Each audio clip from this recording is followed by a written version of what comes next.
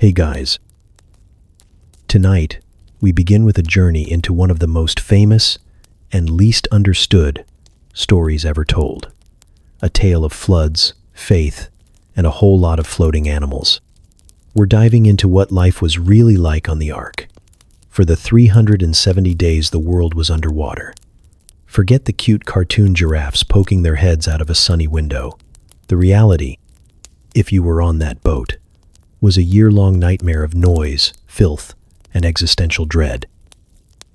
So, before you get too cozy, take a second to like the video and subscribe. But only if you genuinely enjoy this strange little corner of quiet storytelling. And drop a comment with where you're listening from and what time it is for you. It's strangely comforting to know who else is drifting off with us around the world. Now get comfortable, let the day melt away, and we'll drift back together into the quiet corners of the past. Congratulations! You've just spent the last century building a giant wooden box because an invisible voice told you it was going to rain a lot. Your neighbors think you're insane. Your kids are probably embarrassed, and you haven't had a weekend off since you were 500 years old. But the work is finally done. The gopher wood is sealed with pitch, the rooms are built, and the ramp is down. Now for the easy part, loading it with every single animal on the planet. Forget what you saw in storybooks. This wasn't a neat, orderly queue of smiling critters walking 2 by 2. It was chaos. It was a stampede of claws, fur, and panic. You've got lions who are eyeing the zebras like a pre-flight snack, elephants who barely fit through the door, and snakes that have already gotten lost 3 times in the hay storage. The noise is apocalyptic, a symphony of roars, squawks, and hisses that makes you wonder if this whole saving the world thing was a terrible idea.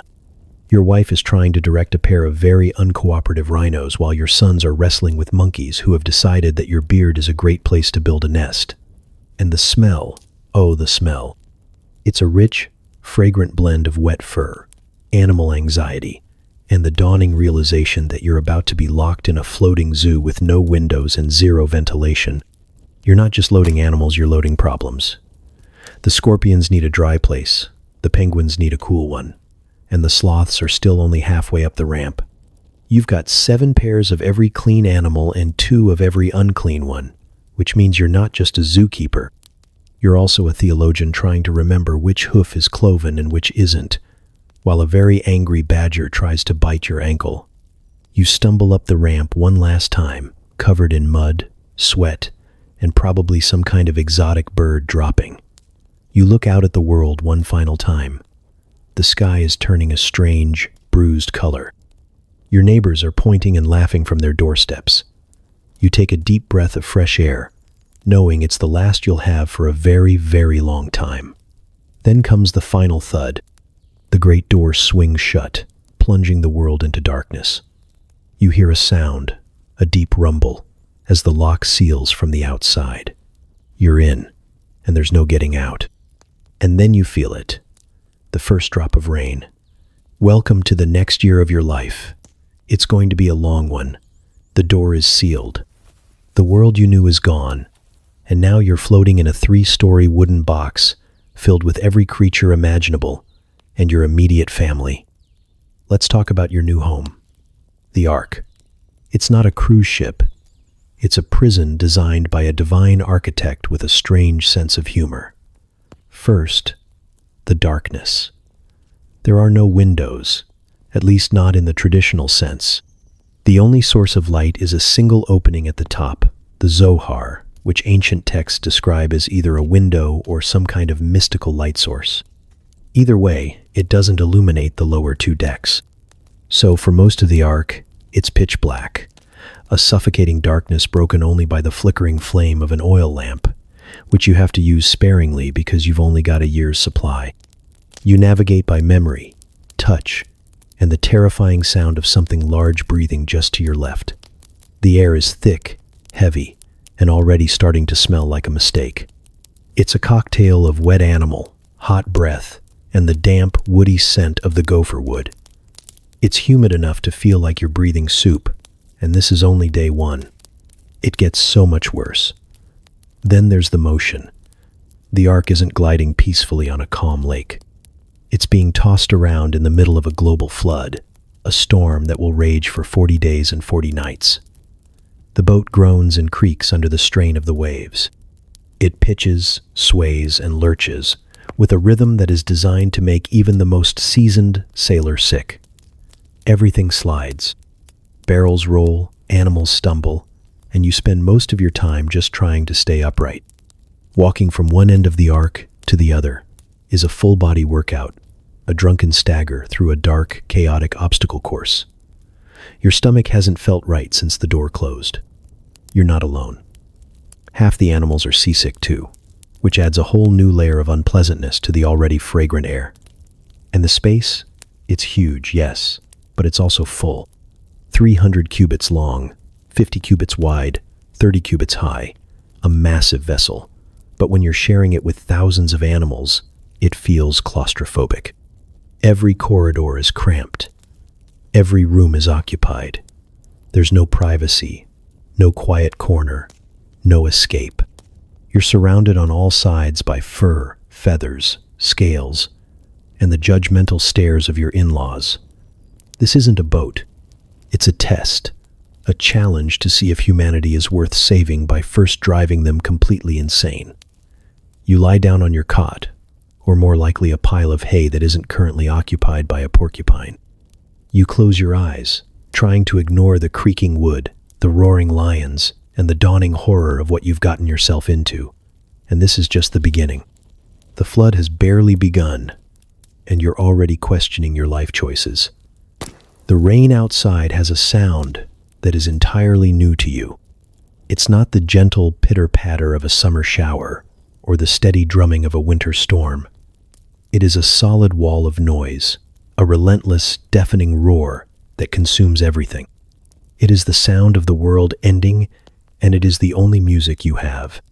For 40 days and 40 nights, this sound will be your constant companion, a percussive backdrop to the chaos unfolding inside your wooden sanctuary. The roof of the ark, sealed with layers of pitch, holds strong, but the force of the water hammering down upon it is terrifying. It's as if 1,000 giants are beating on your ceiling with stone hammers, an endless, furious rhythm that makes the entire vessel shudder. You feel the vibrations in your teeth, in your bones. There is no escaping it. Even the mightiest roars of the lions are swallowed by the deluge's overwhelming crescendo. This ceaseless torrent isn't just an auditory assault, it's a psychological one. It's a constant reminder of the destruction happening just a few inches of gopher wood away. Every drop of rain is a piece of the old world being washed away, a world of friends, neighbors, cities, and landscapes you will never see again. You find yourself listening to the rain with a kind of morbid fascination, trying to discern patterns in its fury, but there are none. It is simply a uniform, all-encompassing force. Inside, the animals react to the storm with a primal terror you can feel in the air. The herbivores huddle together, their eyes wide with fear, their bodies trembling with every thunderous clap from above. The predators pace their cages, their instincts screaming that something is terribly wrong with the world, their frustration and confusion manifesting in low, guttural growls that add a sinister harmony to the storm's percussion. You and your family try to speak, but you have to shout to be heard over the din. Conversations are short, clipped, and functional. There is no room for nuance, no space for comfort, only the essential exchange of information. Did you secure the grain barrels? The monkeys have gotten loose again. I think the rhino is seasick. The storm outside bleeds into the emotional atmosphere inside, creating a constant state of high alert and frayed nerves. You learn to sleep in the storm, though sleep is a generous term. It's more like a series of brief, unconscious moments, snatched between the loudest crashes of thunder and the most violent lurches of the ark. You wake up exhausted, your ears ringing, the sound of the rain still echoing in your head, a phantom noise that will likely haunt you for the rest of your days. You had been warned of the flood, but no warning could have prepared you for the sound of its arrival. It is the sound of a promise being kept and a world being broken, and it is a sound you will never, ever forget. It has been a few weeks. The 40 days of relentless rain have passed, but the water is still rising. The Ark is no longer a boat on a stormy sea. It's a tiny speck floating in a worldwide ocean. There is no land, no trees, no horizon, just an endless gray expanse of water in every direction. Your life has settled into a new kind of normal, a grim, monotonous routine governed by the needs of your floating menagerie. And the first and most overwhelming reality of this new life is the smell. Forget everything you've ever smelled before. The Ark has its own unique ecosystem of odor, an invisible monster that has seeped into every corner of your existence. It's the first thing you notice when you wake up and the last thing you taste before you fall into a fitful sleep. Let's break it down scientifically, shall we? The base note is animal. A thick, warm, potent funk of thousands of unwashed bodies crammed into a poorly ventilated space. It's the musky scent of lions, the earthy smell of elephants, the sharp tang of goats, all mingling together into a single suffocating cloud. On top of that, you have the rich, complex aroma of waste. Animal droppings are everywhere, and they come in all shapes, sizes, and consistencies. From the massive piles left by the rhinos to the splatters from the birds roosting in the rafters, it's a never-ending battle to keep the floors from becoming a literal sewer. The ammonia smell from the urine is so strong it makes your eyes water, especially on the lower decks where the air barely moves.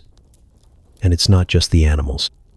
You and your 7 family members are also contributing to the atmosphere. There's no plumbing, no showers, just a bucket in a corner and a shared hope that no one makes eye contact.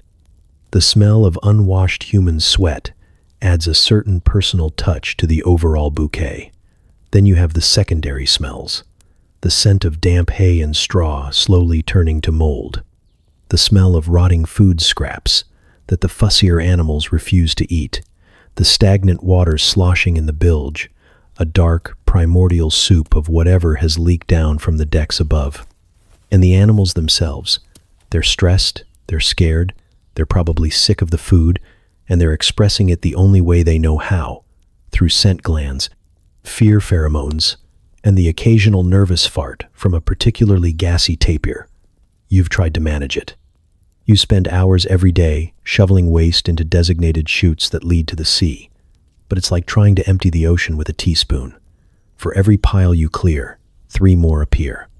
You've stopped noticing the individual smells. It has all merged into one singular entity, the great stink of the Ark. It clings to your clothes, your hair, your skin. You taste it in your food. You breathe it in your sleep. You have become one with the smell. And the most terrifying thought of all, you still have over 300 days to go. This isn't just an unpleasantness. It's a constant, oppressive presence that colors every single moment of your existence. You find yourself breathing shallowly, trying to take in as little of the foul air as possible. But the humidity, thick and cloying, makes every breath feel heavy and wet, as if you're inhaling the very essence of decay. The psychological toll is immense. A pleasant smell can lift the spirits. A foul one can crush them. The unrelenting stench of the Ark is a constant reminder of your confinement, of the filth, of the sheer biological reality of being trapped with so many living, breathing, defecating creatures. It's a smell that signifies both life and its messiest byproducts. You try to create small pockets of olfactory relief. Your wife might burn a precious bit of incense or crush some dried herbs she brought along, but the effect is fleeting. A tiny whisper of lavender or myrrh quickly swallowed by the overwhelming funk.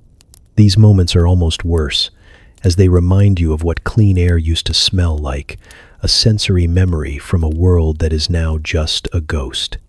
You've become a connoisseur of disgust, able to identify which section of the Ark you're in just by the specific notes of its odor.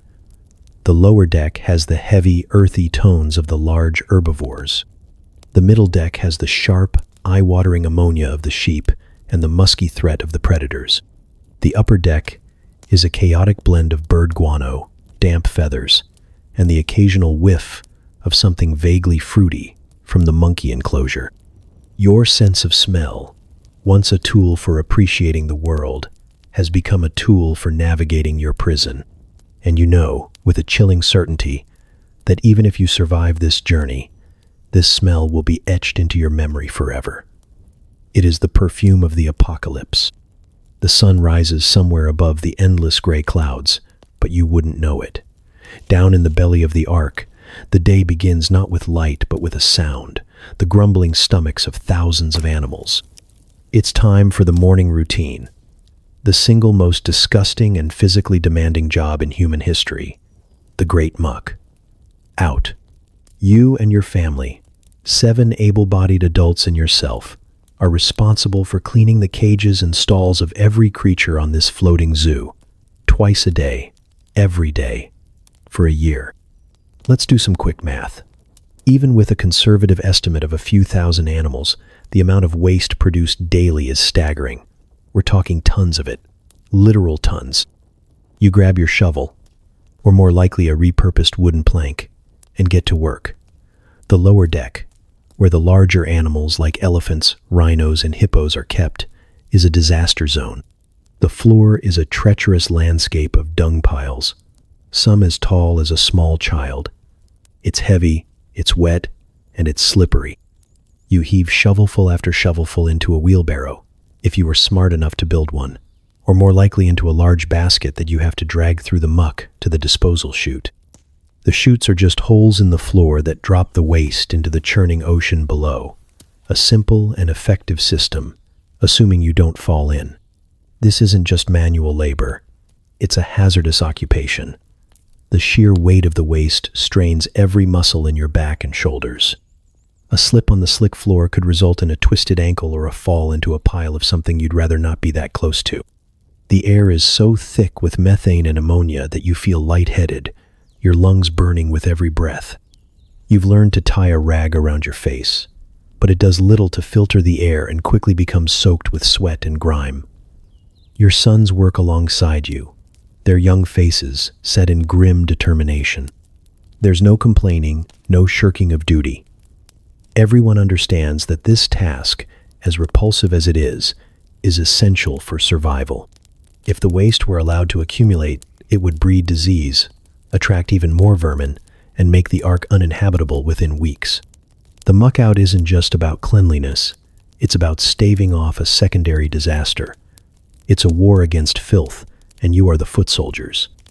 You develop a system, a grim choreography of scraping, lifting, and dumping.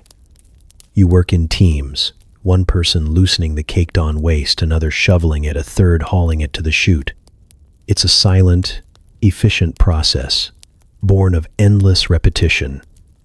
You no longer think about the nature of the substance you are moving. It has become an abstract concept, the muck, an adversary to be overcome. The psychological toll is just as heavy as the physical one. It's a deeply humbling, almost degrading task. You, the man chosen by God to save all of creation, spend the first hours of your day covered in animal excrement. Any sense of pride or self-importance is quickly shoveled away, along with the dung. You are a servant to these creatures, their janitor, their caretaker. It's a powerful lesson in humility, one that is repeated with every sunrise. As you finish the lower deck, your body screaming in protest, you know you're not even halfway done.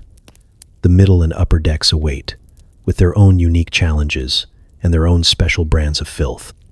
The war is far from over. You ascend from the heavy, earthy miasma of the lower deck to the middle level, and the air changes. It's no less foul, but the character of the stench is different. Here, the sharp, stinging scent of ammonia dominates, a testament to the hundreds of sheep, goats, deer, and other herd animals housed in this section. Their waste is less voluminous than the elephants, but it's more concentrated, more potent.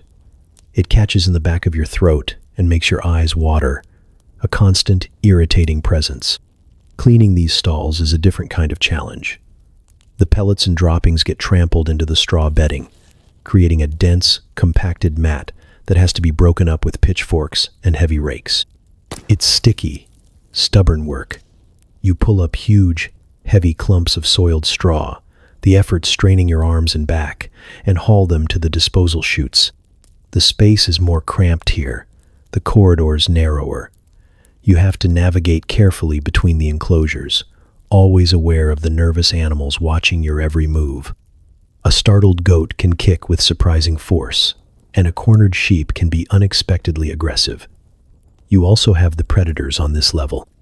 Their enclosures are your top priority for security checks, but the cleaning is paradoxically easier. Carnivore waste is less in quantity, but it carries its own uniquely foul odor, a smell of digested meat and primal wildness that speaks of the danger lurking behind the bars.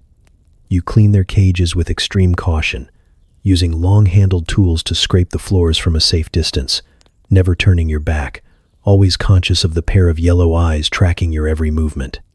Then you climb to the upper deck, the domain of the birds, monkeys, and smaller mammals. Here, the challenge is not volume, but texture and location. The bird cages are caked with dried guano, hard as plaster.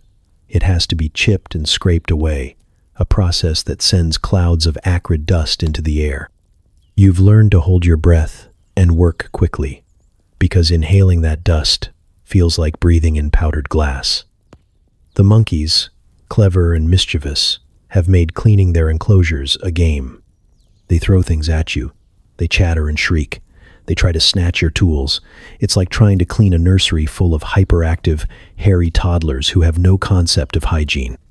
You have to be both a janitor and a psychologist, anticipating their moves, working around their antics, and trying to maintain a semblance of order in their chaotic world.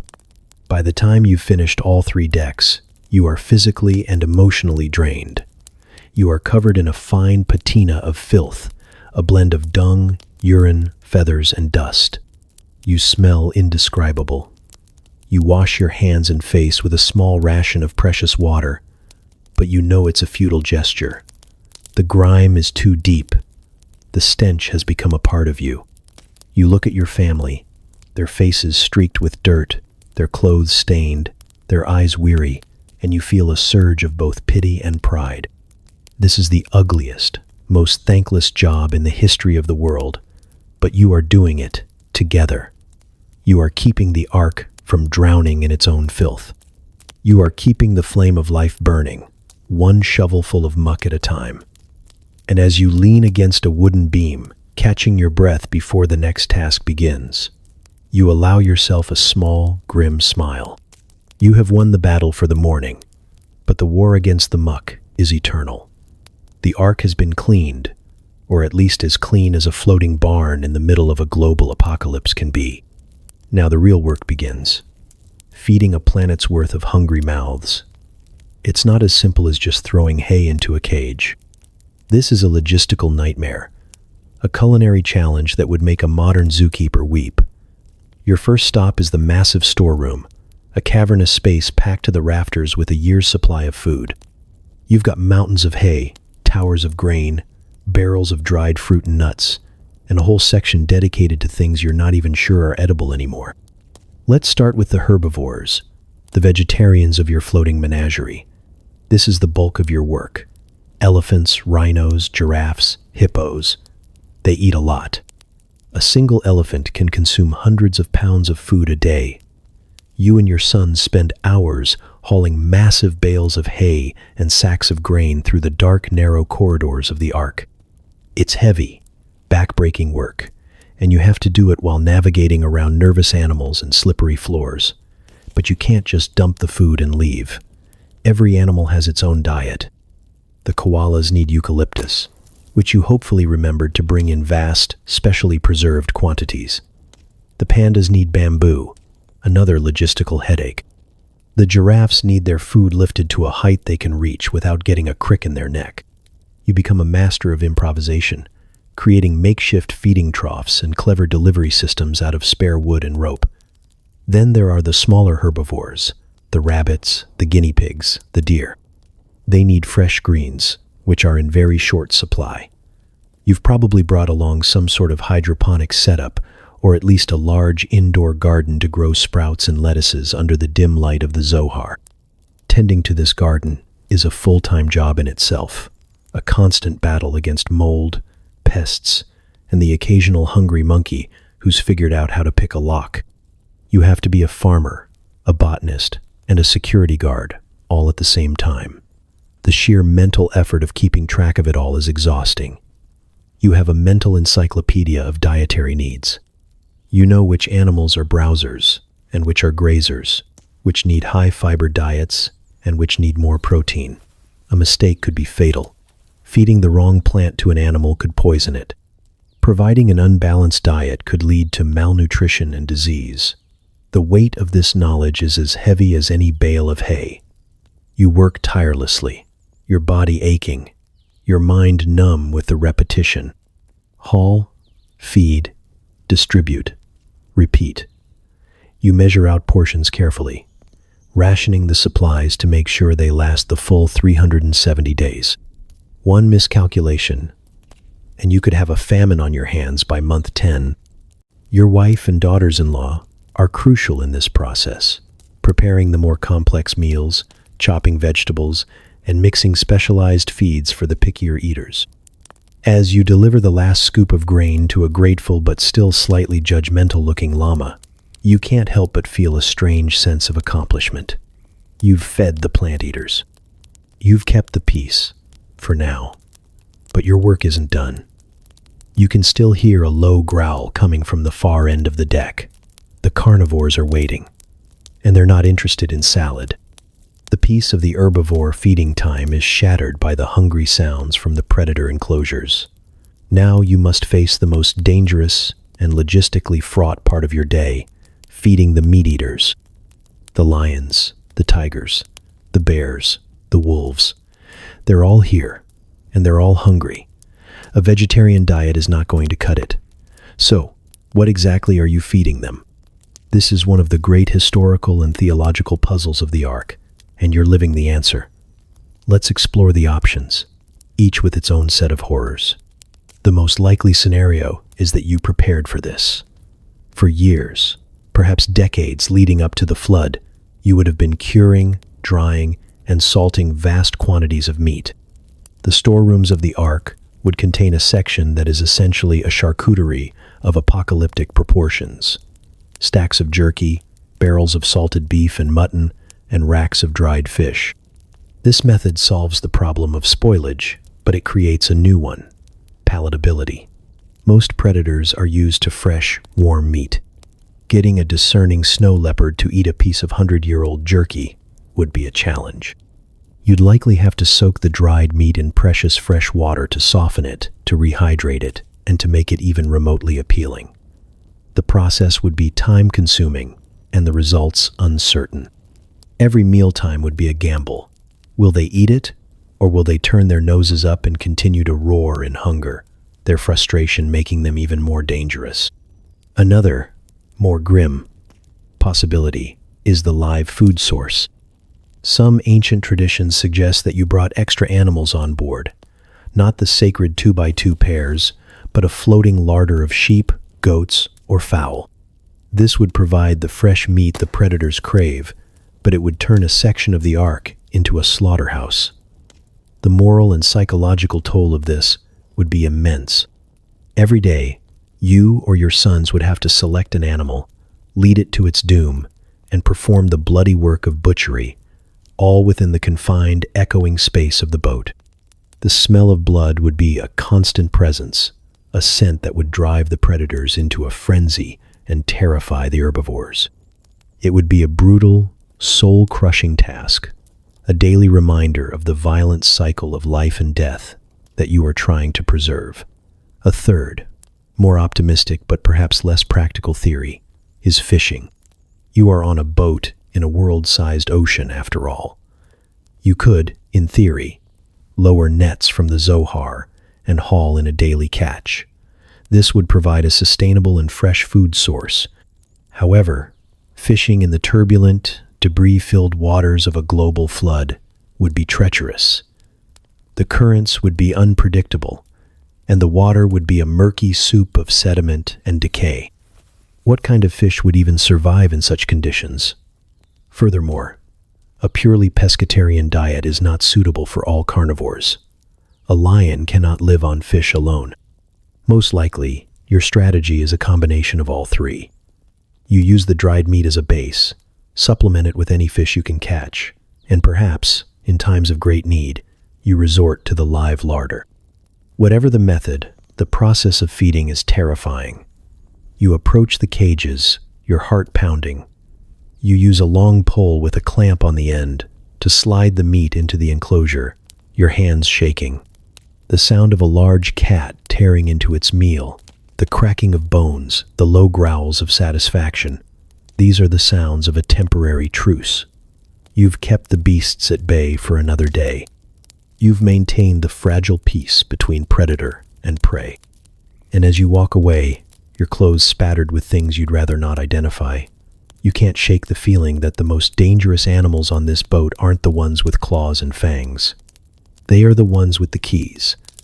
The animals are fed, the stalls are mucked out, and a brief moment of relative quiet descends upon the ark. Now you turn your attention to the most precious and problematic resource on this entire vessel: water. You're surrounded by it, an endless ocean stretching to the horizon, but you can't drink a single drop. The floodwaters are likely a briny, salty mess, a churning soup of uprooted earth, decaying matter, and whatever else was swept away in the deluge. Drinking it would be a death sentence. So, how do you keep thousands of animals and 8 humans hydrated for over a year? The answer lies in massive feats of engineering and planning. You didn't just build a boat, you built a floating reservoir. Before the flood, you would have constructed enormous tanks and cisterns deep within the hull of the ark. These would be filled with fresh water from rivers and springs, enough to last for the entire journey. These are not simple barrels. They are integrated parts of the ship's structure, designed to hold thousands upon thousands of gallons. The logistics of filling them before the rain began would have been a monumental task in itself, a race against time to capture as much pure water as possible. But storing the water is only half the battle. Distributing it is a daily Herculean task. You and your family become a bucket brigade, hauling water from the main cisterns to every corner of the 3-story vessel. You'd have a system of smaller barrels and troughs in each section, which need to be refilled constantly. It's grueling work. The water is heavy, the floors are slippery, and the corridors are dark and cramped. A spilled bucket is a minor tragedy, not just because of the wasted effort, but because every drop is rationed. You have to be precise. You know exactly how much water a hippo needs versus a hummingbird. You've calculated the daily requirements for every single species on board, and you stick to that calculation with religious devotion. There's no room for error. You become a master of water conservation. Every action is weighed against its water cost. Washing is minimal. Cooking methods are chosen to use as little water as possible. You recycle what you can. The water used to wash vegetables might be given to the less picky animals. Nothing is wasted. Another possibility is rainwater harvesting. The single window at the top of the ark, the Zohar, could have been designed with a sophisticated system of gutters and channels to direct rainwater into a separate collection tank. This would have been a godsend during the first 40 days of the flood, supplementing your stored supply and providing the freshest water available. After the rain stopped, this system would become useless, and you would be entirely reliant on what you had stored. Every day, you check the water levels, your heart sinking a little as you see the supply dwindle. You preach conservation to your family. Every sip is sacred. Every wash is minimal. You become obsessed with the sound of dripping, because a leak is not just a nuisance, it's a threat to your entire mission. You are the master of a fragile ecosystem, floating on an ocean of undrinkable water. Your survival depends not on the strength of the wood or the height of the waves, but on the careful management of the sweet, life-giving liquid you brought with you from a world that no longer exists. As you pour the last scoop of water into the camel's trough, You say a silent prayer of thanks. You've quenched the thirst of your flock for one more day. But the cisterns are not bottomless, and the journey is far from over. The dread of running out is a constant, quiet companion. Sleep on the ark is not a peaceful escape. It's a surrender to chaos, a brief and often interrupted dive into a world of unrelenting noise. In your old life, you were used to the quiet sounds of the countryside, the chirping of crickets, the rustle of wind in the trees. Here, there is no silence, only the cacophony of the damned, a 24/7 orchestral performance by the most diverse and stressed-out choir ever assembled. It starts with the low notes, the base of your soundscape. It's the constant groaning of the ark itself. The gopher wood strains and creaks with every wave, a deep, rhythmic moaning that sounds like a dying giant. It's a sound that never stops, a constant reminder that you are at the mercy of the water and a few well-placed pegs and pitch. Then come the animals. The lions don't just roar at dawn. They roar whenever they're bored, hungry, or annoyed, which is always. Their deep, guttural bellows echo through the wooden structure, vibrating in your bones and making you wonder if the cages are strong enough. They are, you hope. On top of that, you have the howling of the wolves, the trumpeting of the elephants, the braying of the donkeys, and the incessant bleating of 1,000 sheep, who all seem to be having an existential crisis at the same time. The monkeys and apes add their own chaotic chatter, a constant stream of hoots, shrieks, and arguments that sound like a royal court descending into madness. The birds are perhaps the worst. They don't just chirp. They squawk, screech, and caw from before the sun is notionally up until long after it is notionally set. Thousands of them, from the tiniest finch to the most magnificent macaw, all contributing to a high-pitched layer of auditory pain that feels like needles in your ears. And let's not forget the smaller sounds, the hissing of the snakes, the croaking of the frogs, the buzzing of the insects you foolishly brought on board, the skittering of unseen things in the walls. It's a wall of sound so thick you can almost feel it pressing in on you. You've tried to get used to it. You've tried to block it out, but it's impossible. There is no escape, no quiet room, no corner of the ark that is free from the noise. It's in your dreams. It's in your thoughts. It's the soundtrack to your prayers. You and your family learn to communicate in shouts and hand gestures. You learn to sleep in short, fitful bursts between the loudest roars. The physical effect is draining. Your ears are always ringing, and you suffer from a constant, low-level headache. The psychological effect is even worse. The inability to find silence frays your nerves, making you irritable and anxious. You yearn for quiet with a desperation you never knew was possible. You would trade a month's worth of food for 5 minutes of absolute silence, but it never comes.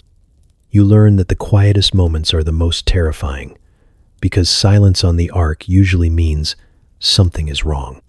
A sick animal, a predator that has escaped its cage, or worse, the sound of the water lapping against the hull has stopped, meaning you've finally run aground on some unseen mountain peak. You pray for silence, but you also fear it. In this floating bedlam, noise is life. It's a constant chaotic confirmation that despite the storm and the darkness and the smell, your mission is still afloat. The world has been reduced to you, your wife, your 3 sons, and their 3 wives. 8 people floating in a wooden box, surrounded by a world of water and a cacophony of beasts. This isn't a family vacation. It's a year-long sociological experiment in a high-stress, low-privacy environment, and you're the patriarch trying to keep it all from imploding. Let's be clear.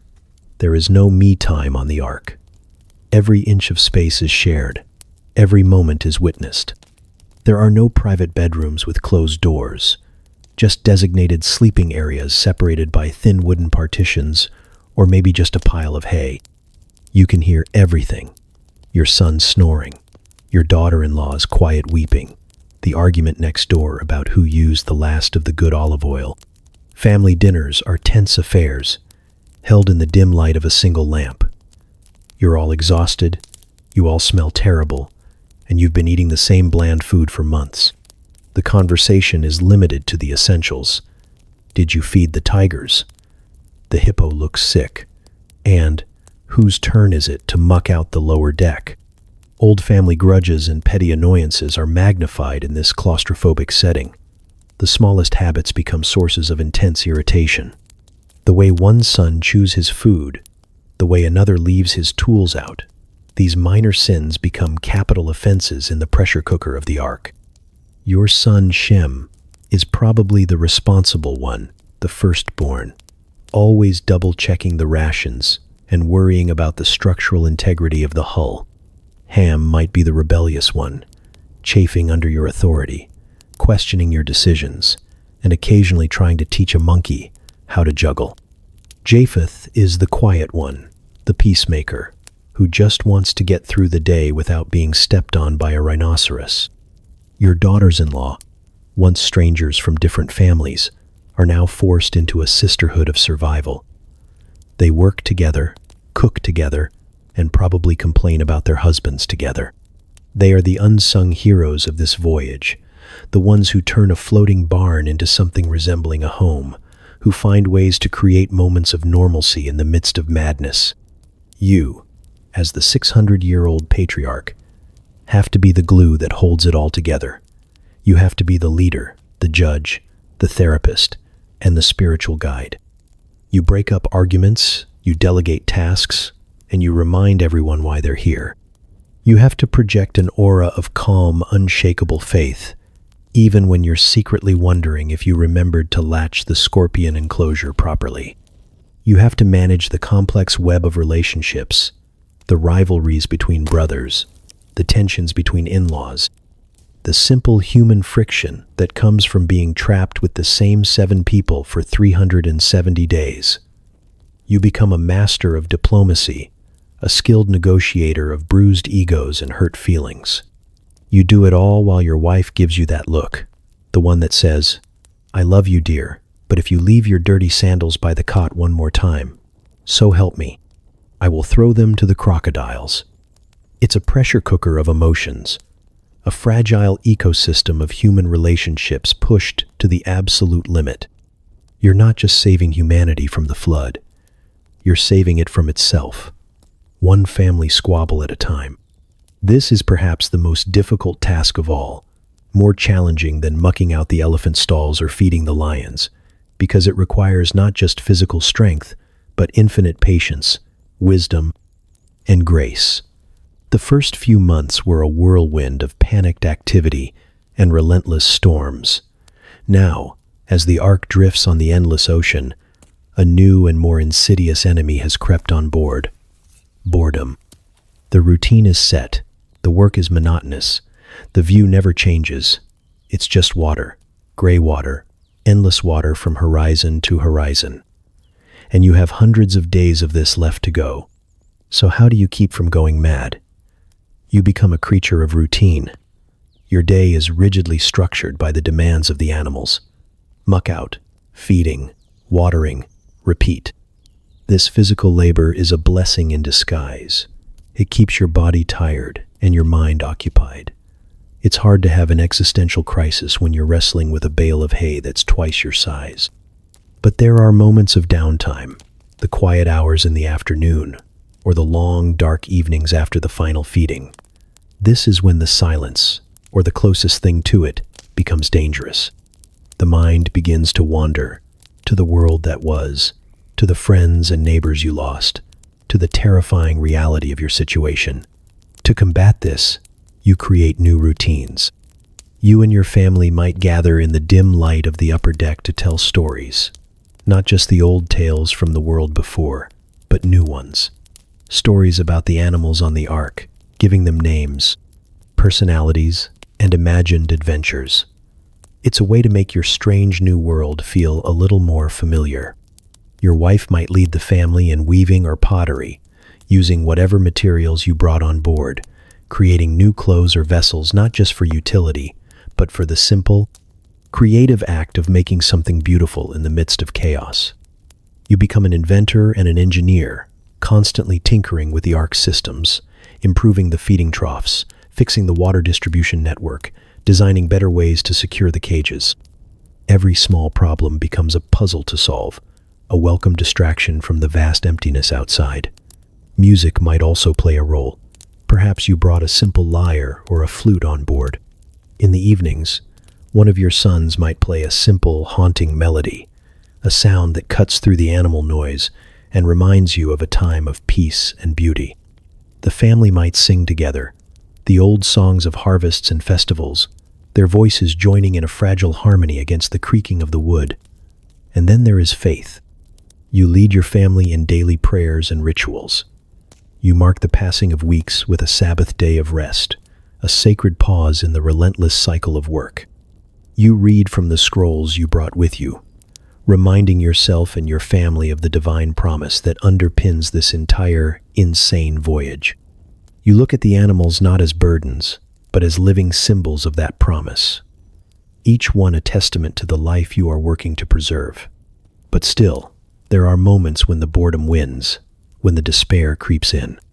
You stand by the top window, staring out at the water, and you feel utterly alone, a single man in a wooden box on a drowned planet. In those moments, you have to dig deep and find the strength to believe, not just in God, but in the simple act of surviving one more day. Because on the Ark, sanity isn't a state of mind, it's a full-time job, and it is the hardest work you will ever do.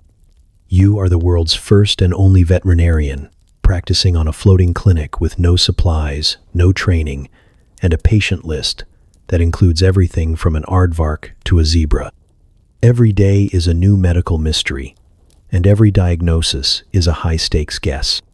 You wake up to the news that one of the leopards is limping, a giraffe has a cough, and a penguin is looking listlessly at its fish.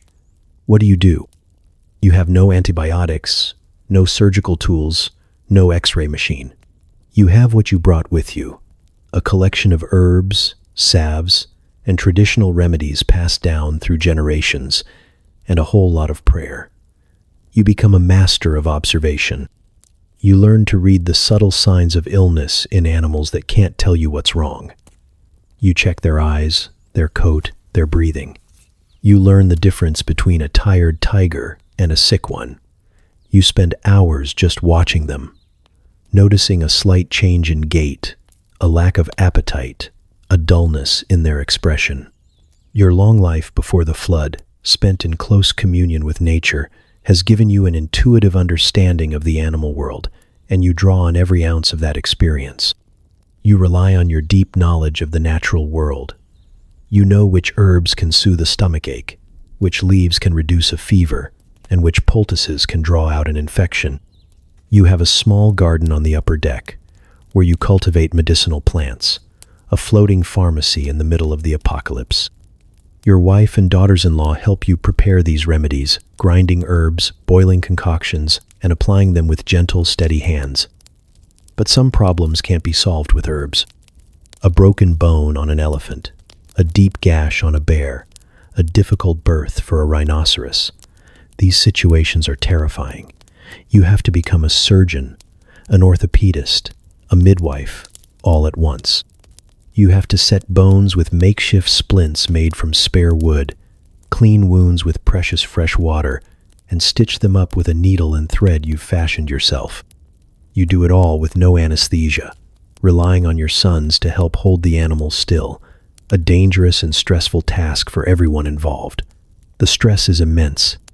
The death of any animal is a tragedy, but the death of one of the 2x2 pairs is a catastrophe.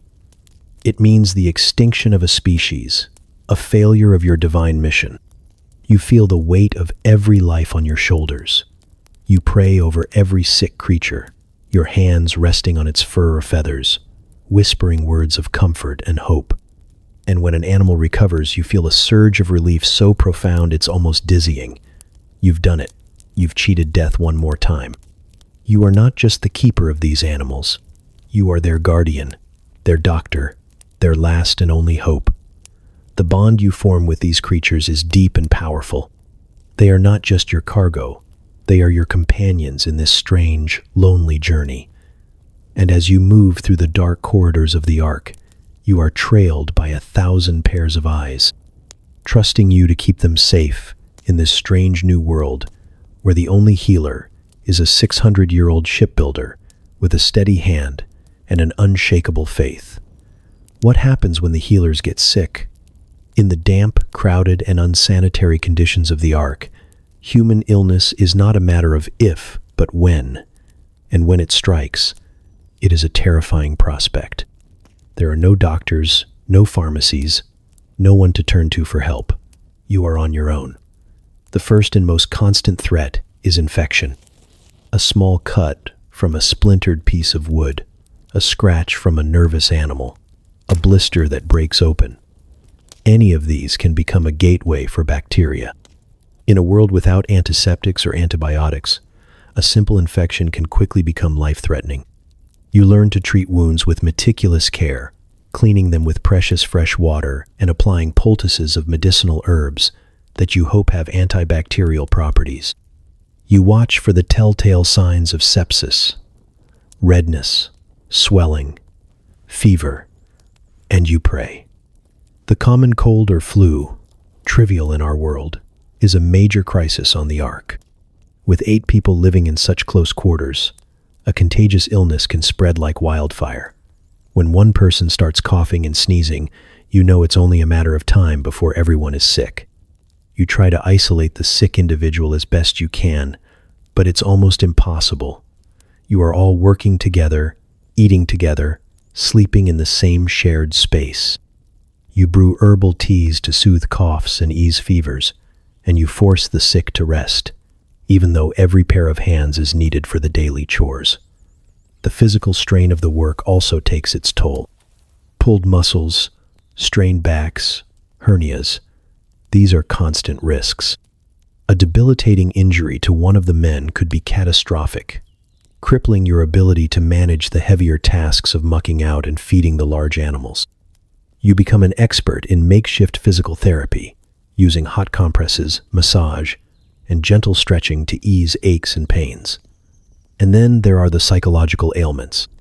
The stress, the fear, the grief, the sheer monotony of it all can lead to depression, anxiety, and a profound sense of hopelessness. You have to be a counselor as well as a physician, listening to your family's fears, offering words of comfort and encouragement, and reminding them of the purpose that drives you. You have to be the pillar of strength, even when you are crumbling inside. The health of your family is your most sacred trust. You are not just their patriarch, you are their sole caregiver. You watch over them with a hawk's eye, noting every cough, every pained expression, every sign of weariness.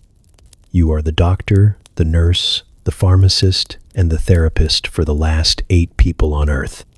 It is a burden of unimaginable weight, and one that you carry every single day, with no respite, and no one to turn to for help but your God. The survival of humanity rests not just on the strength of the Ark, but on the resilience of the 8 human bodies within it. You thought you'd only brought 2 of every kind, but you were wrong. You have millions of uninvited passengers, and they are staging a hostile takeover. Welcome to the insect and vermin apocalypse on the Ark. While you were busy worrying about the lions and the elephants, a silent army was multiplying in the dark corners of your vessel. Rats and mice, they were probably stowaways, scurrying on board in the final chaotic moments of loading. Now, they are a full-blown infestation. They're in the grain stores, contaminating your precious food supply with their droppings and urine. They're chewing through ropes, gnawing on wooden beams, and generally treating the Ark like their own personal kingdom. At night, you can hear their tiny claws skittering in the walls and overhead, a sound that is both unsettling and infuriating. You set traps, you enlist the help of the cats and the terriers you brought on board, but it's a losing battle. For every rat you catch, 10 more are born in the shadows. They are a constant, gnawing threat to your resources and your sanity.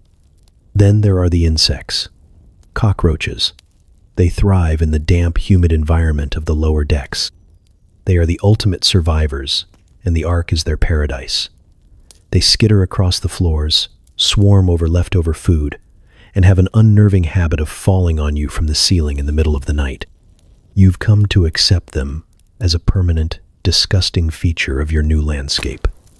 Spiders have spun webs in every conceivable corner, turning the ark's rafters into a Gothic masterpiece of silk and dread. You appreciate their work in catching flies, but you're less thrilled when you walk face first into a sticky trap in the middle of the night. And the flies, oh the flies. With thousands of animals producing a constant supply of waste, the fly population has exploded into a buzzing black cloud that follows you everywhere you go. It's a constant battle to keep them out of your food, your water, and your sanity. They are a source of disease, a vector for filth, and the soundtrack to your misery. But it's not just the pests you have to worry about. It's the passengers you brought on purpose. The scorpions, the centipedes, the tarantulas. You have them safely contained in enclosures, right? But what if one escapes? What if a cage latch breaks in the middle of the night, and you wake up with a new and very venomous bedfellow? Every step you take in the dark is a gamble. You've learned to shake out your boots before putting them on, to check your cot before lying down, and to never, ever reach into a dark corner without a very long stick. You are living in a horror movie of your own divine making, a floating terrarium of everything that crawls, skitters, and bites, and you can't just get rid of them. You're supposed to be saving them all. It's a cruel irony. You're tasked with preserving all of God's creatures, even the ones that are currently trying to eat your grain, give you a disease, or lay eggs in your ear. As you lie awake at night, listening to the gentle pitter-patter of 1,000 tiny feet in the walls, you can't help but wonder if maybe, just maybe, God could have been a little more selective in his guest list. This is a war on multiple fronts, a battle against an enemy that is too small to fight and too numerous to defeat. For 40 days and 40 nights, the rain was your constant companion, a relentless drumming on the roof of the ark. Now, the rain has stopped, but the storm is far from over. You are adrift on a truly global ocean, a body of water so vast and violent it makes the seas you knew before look like puddles. The ark is tossed about by waves that are the size of mountains. One moment you're plunging into a deep trough, the world disappearing behind a wall of black water. The next, you're cresting a colossal peak, looking out at a terrifying panorama of liquid chaos. The sky is a bruised canvas of gray and black, perpetually overcast. The sun and moon are hidden. You lose all sense of time, all sense of direction. You are utterly at the mercy of the currents and the wind. Inside the ark, the storm is a physical presence. The ship groans and shudders with every impact. It's a sound that gets into your bones, a constant reminder of the fragile boundary between you and the abyss. Barrels break loose from their moorings and roll across the decks. Animals cry out in fear, and you and your family are in a constant state of bracing for the next lurch. Sleep is almost impossible. You wedge yourselves into corners, trying to find some stability, but the relentless motion is nauseating. Everyone is perpetually seasick, a low-grade misery that never quite goes away. You develop what sailors call sea legs, but on the ark, it's more like a permanent drunken wobble. Thunder is a sound you've never heard before. It's not the distant rumble of a summer storm. It's a deafening crack that shakes the very foundations of the ark. Lightning flashes through the Zohar at the top of the vessel, momentarily illuminating the chaos on the upper deck in a series of stark, nightmarish images. In those flashes, you see the rain-slicked wood, the wide, terrified eyes of the animals, the strained faces of your family. The world is reduced to these fleeting, terrifying snapshots. You fear for the integrity of your creation. You built it strong. You built it according to divine specifications. But was it strong enough for this? You lie awake at night, listening for the sound of splintering wood, the rush of water through a new leak. You pray constantly, not just for deliverance, but for the simple strength of your gopher wood and pitch. The psychological toll of the storm is as great as the physical one. It's a constant, visceral reminder of the power that destroyed the world, a power that could just as easily destroy you. The feeling of being small, helpless, and insignificant is overwhelming. You are a tiny, fragile vessel in the hands of a force that is both your savior and a potential executioner. And yet, in the midst of this terror, there is also a strange and terrible beauty. You are witnessing the unmaking of the world, a force of nature so powerful it beggars belief. You are a spectator at the end of everything and the beginning of something new.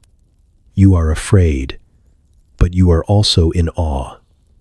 You are a tiny, fragile vessel in the hands of a power that can both destroy and save.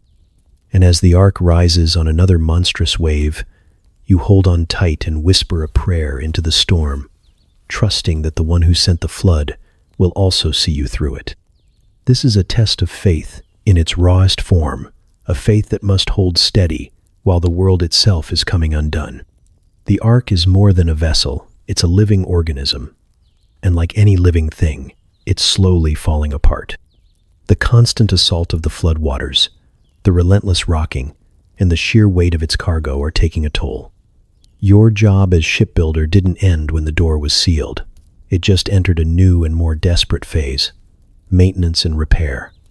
Every day is a battle against entropy. You and your sons patrol the vast corridors of the ark, not just as zookeepers, but as engineers and inspectors. You listen for the telltale drip, drip, drip of a new leak. Pitch, which you use to seal the seams of the gopher wood, can crack and wear away under the constant pressure of the water. When you find a leak, it's all hands on deck.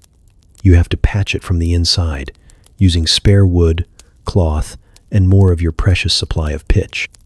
It's a messy, frantic job, often performed in a dark, cramped corner, while water sprays in your face. The structural integrity of the ark is a constant worry. You hear new creaks and groans every day, a symphony of a ship under stress. You check the main support beams, running your hands over the wood, looking for cracks or signs of weakness.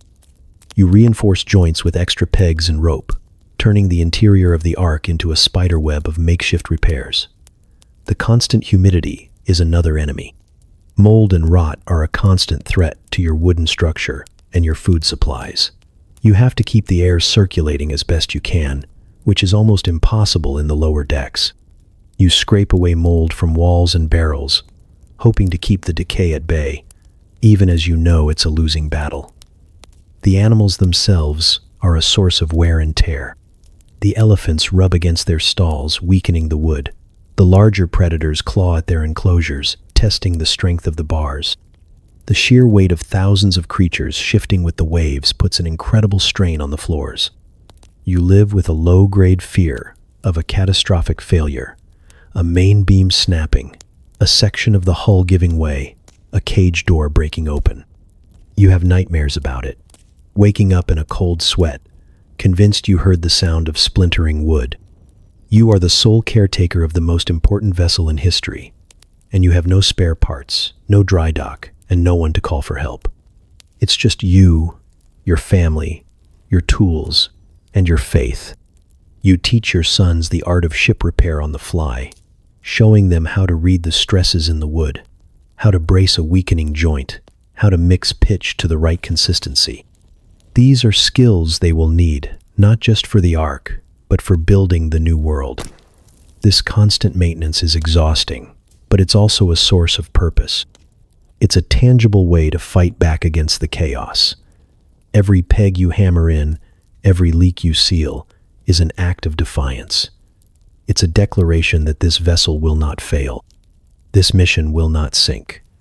You will hold it together with your own two hands until the waters recede, or until you have no strength left. The world outside may be falling apart, but inside this wooden shell, you are holding it together, one repair at a time. Your hands, already calloused from a century of building, become a testament to this new struggle, scarred not just by the hammer, but by the desperate fight to keep your world from coming undone at the seams. The world outside is a drowned wasteland, but inside this wooden shell, a different kind of world is being sustained, one meal at a time. Feeding your family on the ark is an exercise in monotony, creativity, and extreme gratitude. You are not living off the fat of the land. You are living off the contents of your pantry, a carefully curated collection of non-perishables that has to last for more than a year. Your diet is simple, repetitive, and utterly devoid of fresh ingredients, unless you count the occasional sprout from your indoor garden. The cornerstone of every meal is grain and bread. You have vast stores of wheat, barley, and other grains, which you grind by hand to make flour. This flour is then baked into dense, heavy loaves of bread, not the light, fluffy stuff you might be used to, but a hearty, substantial bread that can fill a stomach and last for days. The smell of baking bread, a rare and welcome aroma, is one of the few things that can temporarily overpower the ark's usual funk. You also have dried foods in abundance. Lentils, beans, peas. They form the base of your stews and porridges. You have dried fruits like dates, figs, and raisins, which provide a welcome burst of sweetness in an otherwise bland diet. Nuts and seeds offer protein and healthy fats, and are probably one of the most sought-after snacks on board. And then there is the preserved food. You have jars of olive oil, barrels of wine, which is probably used more for ceremonial purposes than for casual drinking, and perhaps even pots of honey, a rare and precious luxury. You might have some salted fish or dried meat for the humans as well, but like the carnivore's supply, this is a finite resource to be used sparingly. Every meal is an act of careful calculation. Your wife and daughters-in-law are the masters of the galley, turning the same few ingredients into a variety of dishes through sheer ingenuity. They make stews, soups, porridges, and breads, each one a small miracle of flavor in a world without fresh herbs or vegetables. They are experts in rationing, knowing exactly how much to use each day to ensure the supplies last. They become masters of substitution, finding clever ways to replace ingredients they don't have. The family gathers for meals in the dim light of the upper deck, a rare moment of community in a day filled with grueling labor. You eat in silence or with quiet conversation, your senses dulled to the constant noise and smell of the ark. You give thanks for every mouthful because you know that this food is what is keeping you alive. It's a tangible link to the world you left behind, a reminder of harvests and fields, and a promise of the world to come. These meals are more than just sustenance. They are a ritual of normalcy, an anchor in a sea of chaos. The simple act of sharing a meal, of breaking bread together, becomes a powerful affirmation of your humanity, a statement that even at the end of the world, you are still a family. And as you chew on another piece of hard but nourishing bread, you are filled with a profound sense of gratitude. You may be adrift on an endless sea, but you are not starving. You are sustained. You are provided for. In a world where everything has been washed away, you still have enough. You're the referee in the world's most dangerous and crowded zoo. How do you keep the peace between a lion and a lamb when they're living next door to each other in a dark, rocking boat? The logistics of managing the predator-prey dynamic on the ark would be a nightmare of epic proportions, and your survival depends on getting it right. The first and most obvious solution is cages. Very, very strong cages. You would have spent years designing and building secure enclosures for every predator on board. Lions, tigers, bears, wolves. They are all housed in separate stalls with reinforced bars and heavy-duty latches. You probably have a double-door system, a kind of airlock for their enclosures, so you can deliver food without ever being in the same space as them. These are not just cages, they are fortresses within your fortress. The cages are likely positioned strategically on the ark, far away from their natural prey. You wouldn't put the zebra enclosure right next to the lion's den unless you enjoy the sound of tormented roaring and panicked braying all night long. You'd create buffer zones, separating the carnivores from the herbivores with quieter animals or storage rooms. The different decks of the ark would also serve as natural dividers. The larger predators might be on the lower deck, the smaller ones on the middle, and the herbivores and birds on the upper deck, far away from the hungry mouths below. But physical separation is only part of the solution. You also have to manage their senses. The smell of prey can drive a predator into a frenzy. In the confined space of the ark, those smells would be unavoidable. You might use strong-smelling herbs or incense near the predator enclosures to mask the scent of the other animals, a form of ancient olfactory camouflage. Similarly, the sounds of the prey animals would be a constant temptation. The incessant bleating of the sheep would be like a dinner bell to the wolves.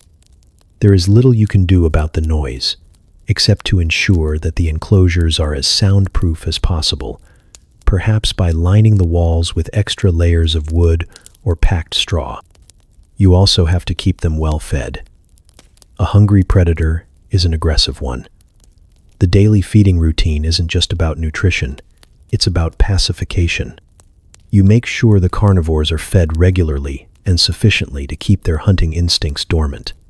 It's a tense and dangerous job, but it's the most critical one for maintaining order. And then there's the psychological aspect. You are a man of God, a figure of immense spiritual authority. Perhaps that authority extends to the animal kingdom. In some traditions, Noah is depicted as having a calming, almost mystical influence over the creatures on the ark, as if they recognized him as their protector and obeyed him out of a divinely inspired peace. This Pax Arcana, or ark peace, is a beautiful idea, but even if it were true, you wouldn't be taking any chances. You are a pragmatist. You trust in God, but you also trust in a good, strong lock. You live in a constant state of low-level anxiety, double-checking latches, securing doors, and listening for any unusual sounds.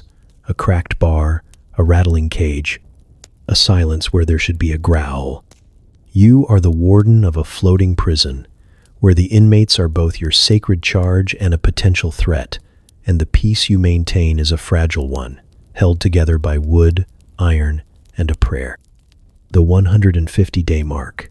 It's a milestone you didn't even know you were counting until it arrived.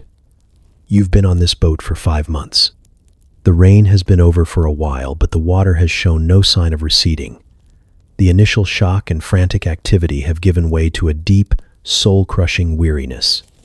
This is your life now, a monotonous cycle of mucking, feeding, and floating. This is the midpoint, the psychological trench of your journey, and it's where the real battle begins. The hope that sustained you in the early days has begun to fray. The belief that this was a temporary trial has been replaced by the grim acceptance that this is the new normal. You look out of the top window and see the same sight you've seen for months, a limitless expanse of water. There is no sign of land, no hint of an ending. The world you knew is not just gone, it's been erased so thoroughly that you're starting to wonder if it was ever real at all. This is when despair starts to creep in, like a slow leak in the hull of your soul. You see it in the eyes of your family, the forced smiles, the hollow laughter, the long silences. Arguments break out over nothing, a misplaced tool, a spilled cup of water. These are not about the tool or the water. They are about the crushing weight of your confinement and the fear that it will never end. Your faith is tested in ways you never imagined. You pray, you perform your rituals, but sometimes the words feel empty. You ask for a sign, a glimmer of hope, but all you get is the creaking of the wood and the howling of the wind. You have to fight to remember the promise, to believe that there is a purpose to this suffering. This is where your role as a leader becomes more critical than ever. You have to be the anchor for your family, the unwavering rock of faith in a sea of doubt. You gather them together and retell the story of why you are here. You remind them of the divine covenant, of the future that awaits you on the other side of this water. You create new milestones to celebrate the passing of time, a special meal to mark a new month, a song to commemorate a small victory, like the successful birth of a new lamb. You have to find joy in the smallest things, the warmth of a freshly baked loaf of bread, the quiet dignity of an old elephant, the laughter of your grandchildren, who are too young to understand the gravity of their situation and see this all as a grand adventure. They are your hope. They are the reason you cannot give up. You look at your 600-year-old hands, calloused and scarred from a lifetime of labor, and you find your resolve. You are Noah. You are the one chosen for this task. You will not fail. You will not let despair win. You will muck out one more stall. You will feed one more animal. You will patch one more leak. And you will wait. You will wait for the water to recede. You will wait for the dove to return with an olive branch. You will wait for the world to be born again. And you will do it one day at a time. This is the quiet, unglamorous heroism of the Ark, the steadfast refusal to surrender to the void. You're on a boat surrounded by water, so you'd think staying clean would be easy. You'd be wrong. Personal hygiene on the Ark is a masterclass in compromise and lowered expectations. It's a constant struggle against filth, grime, and the simple reality that you are sharing a floating bathroom with thousands of animals. Let's start with bathing. Showers, obviously, are not a thing. You don't have plumbing, and you can't just dive into the floodwaters. Your only source of fresh water is the precious supply you've stored in cisterns, and that is strictly for drinking and cooking. So how do you wash? You don't. Not really. You practice what might be called strategic spot cleaning. You get a small bowl of water, a rag, and you clean the most essential parts. It's a quick, functional process that leaves you feeling about 5% cleaner and 95% still grimy. Full-body washing is a rare luxury, reserved for special occasions or medical necessities, and it probably involves a lot of shivering in a dark corner. Now for the toilet. Again, there isn't one. Your bathroom is a designated bucket or a secluded corner of the Ark with a chute leading down into the ocean. It's primitive, it's smelly, and it offers zero privacy. The concept of toilet paper doesn't exist either. You use what's available, a handful of straw, a smooth stone, or just a splash of water if you can spare it. It's not pleasant, but it's functional, and after a few months, you stop being embarrassed and just get on with it. Doing your laundry is another near impossible task. You have a limited supply of clothes, and washing them requires a significant amount of fresh water. You'd probably do a laundry day once a month, where you'd use a large tub, scrubbing the clothes with a harsh, lye-based soap that you made yourself, then wringing them out and hanging them to dry in the humid air of the upper deck. It takes days for anything to dry completely, and in the meantime, you're wearing your second-best tunic, which is only marginally less disgusting than your first-best one. Your hair is probably a greasy, matted mess. You keep it tied back to keep it out of the way and to prevent lice from staging a hostile takeover, which is a constant threat in these crowded conditions. Your teeth, you might chew on a fibrous twig to clean them or rinse your mouth with salt water. But dental hygiene is not a top priority when you're trying to keep a tiger from eating a tapir. You and your family exist in a state of perpetual griminess. You all smell of sweat, stale clothes, and the Ark's signature animal funk. But here's the thing. So does everyone else. There is no one to impress, no one to judge you by your appearance. You are all in this filthy boat together, and you come to accept it. This layer of dirt and grime is your new skin, the uniform of your survival. It's a testament to the hard work, the struggle, and the simple fact that you are too busy saving the world to worry about having a bad hair day. In this new world, clean is not a measure of purity or status. It's a distant, half-forgotten luxury. Survival is the new clean. The days on the Ark are a grueling cycle of physical labor, but the nights are a different kind of challenge. The nights are when the physical exhaustion gives way to mental and spiritual work. This is when the true weight of your mission settles in, and the darkness outside the Ark feels like it's trying to get in. As the notional sun sets, the work of the day is done. The animals are fed, the stalls are mucked out, and a temporary peace descends. But the Ark is never truly quiet. The nocturnal animals are just waking up, and their strange calls and movements create a new and eerie soundscape. The rustling of unseen creatures, the hooting of owls, the low growl of a jaguar on the prowl. It's a reminder that this boat is a world of its own, with rhythms that have nothing to do with the sun or the moon. This is where the night shift begins. You and your sons likely take turns keeping watch, patrolling the dark corridors with a single oil lamp. You're not just looking for trouble. You're providing a sense of security, a sign that even in the deepest darkness, someone is vigilant. You check the latches on the predator cages. You listen for the sounds of sick or distressed animals. You make sure the oil lamps haven't been knocked over. A fire on this wooden boat would be the end of everything. But the night watch is more than just a security detail. It's a time for reflection and prayer. In the quiet of the night, surrounded by the sleeping forms of your family and your flock, you feel the presence of the divine most acutely. You pray for strength, for guidance, for an end to this endless journey. You pour out your fears, your doubts, your hopes into the darkness, trusting that you are being heard. You also become the keeper of stories. In the long hours of the night, you might gather your grandchildren around a lamp and tell them tales of the world before the flood. You describe the trees, the mountains, the cities. You paint a picture of a world they will never see, but that you are working to rebuild in a new form. These stories are not just entertainment. They are an act of preservation, a way of carrying the memory of the past into the future. The night is also when you are most vulnerable to despair. The sheer scale of the desolation outside can feel overwhelming. You are the last man, the last family, on a drowned planet. The responsibility is crushing. In these moments, you have to cling to your faith like a lifeline. You have to believe that the dawn will come, not just in the sky, but for the world itself. The night watch is a lonely vigil, a solitary communion with God and with your own soul. It is a time of wrestling with the darkness, both literal and metaphorical. And as the first hints of light begin to filter through the Zohar at the top of the ark, you feel a sense of relief. You've made it through another night. You've kept the darkness at bay, both outside and within, and you're ready to face another day of mucking and feeding all over again.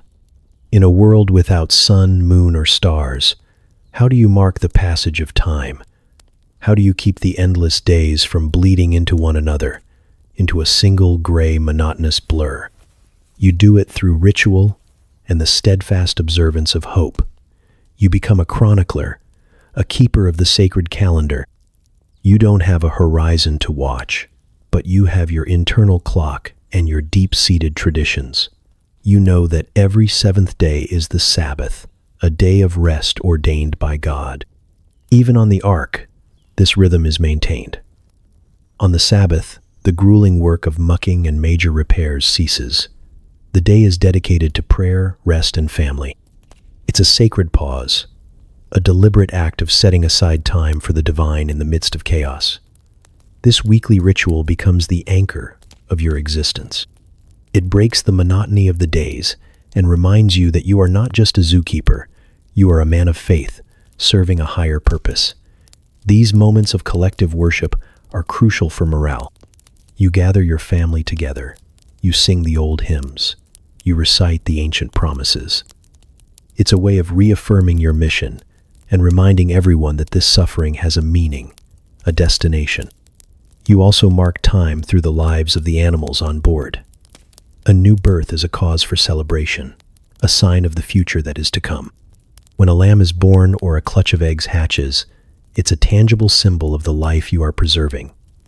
You might even name the new arrivals, creating a personal connection to your ever-growing flock.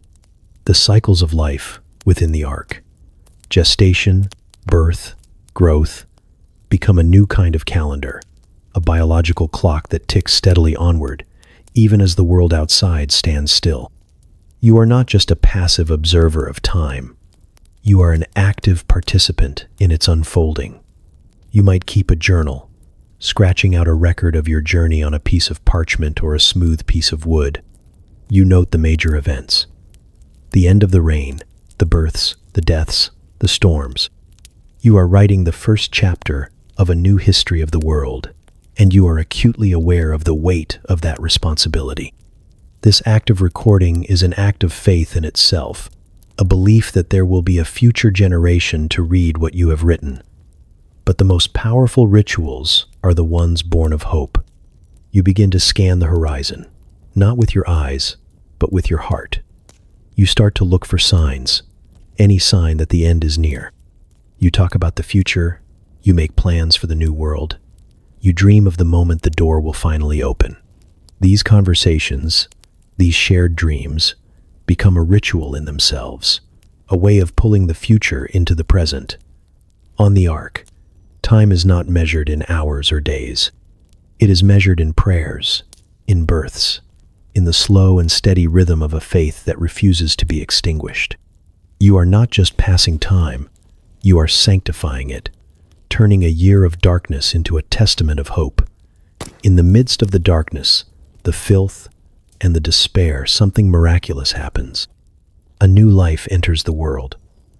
One of the ewes has gone into labor, and you and your family gather around, your faces illuminated by the soft glow of an oil lamp. The birth is difficult, but your wife and daughters-in-law are skilled midwives, their hands gentle and sure.